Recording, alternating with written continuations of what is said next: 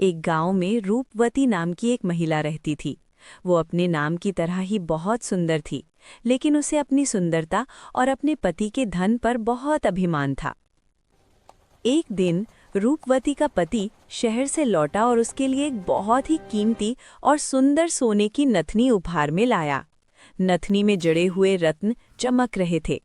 रूपवती ने जब वो नथनी पहनी तो उसकी खुशी का ठिकाना न रहा।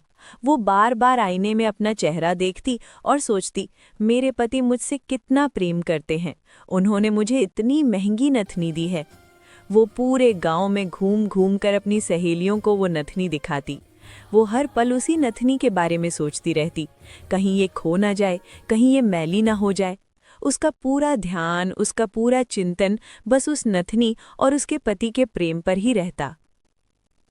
एक दिन गांव में एक पहुंचे हुए संत पधारे। गांव के सभी लोग उनके दर्शन करने और सत्संग सुनने गए। रूपवती भी वहां गई, लेकिन उसका ध्यान सत्संग में नहीं था। वो बार बार अपने घूंघट को ठीक करती ताकि उसकी नई नथनी चमकती रहे और लोग उसे देख सके। संत की नज़र रूपवती पर पड़ी। वे तुरंत समझ गए कि ये स्त्री का मन कहाँ फंसा हुआ है। उन्होंने रूपवती को पास बुलाया और पूछा, बेटी, तुम बहुत प्रसन्न दिखाई दे रही हो और बार बार अपनी नाक की तरफ हाथ ले जा रही हो, क्या बात है? रूपवती ने गर्व से कहा, महाराज देखिए, मेरे पति ने मुझे ये सोने की नथनी दी है। ये कितनी सुंदर है। मैं सोच रही हूँ कि मेरे पति कितने अच्छे हैं जो मेरा इतना ख्याल रखते हैं। संत ने मुस्कुराते हुए उससे पूछा, बेटी, ये नथनी वास्तव में बहुत सुंदर है।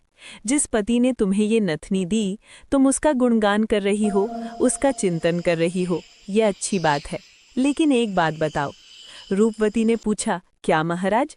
संत ने कहा, जिस पति ने तुम्हें एक छोटी सी नथनी दी, तो तुम बार बार उसे तो याद कर रही हो, लेकिन जिस ईश्वर ने तुम्हें ये नाक दी है, जिस पर तुम ये नथनी पहनती हो, क्या तुमने उसे कभी याद किया? यदि ईश्वर ने तुम्हें ये सुंदर नाक और ये शरीर ही न दिया होता, तो तुम ये नथनी कहाँ पहनती? जिस ईश्वर ने तुम्हें ये नाक, ये जीवन दी है, उसे ही तुम भूल गई हो। संत ने ये दोहा कहा, नथनी दीनी यार ने, तो चिंतन बारंबार, नाक दीनी जिस करतार ने, उनको तो दिया बिसार। ये सुनते ही रूपवती का अभिमान चूर चूर हो गया। उसे एहसास हुआ कि वो एक छोटी सी वस्तु के मोह में उस परमपिता परमेश्वर को भूल बैठी थी, जिसने उसे ये पूरा जीवन दिया है। उसने संत के चरण स्पर्श किए और उस दिन से उसने नश्वर वस्तुओं की बजाय ईश्वर के प्रति कृतज्ञता का भाव अपने मन में बसा लिया।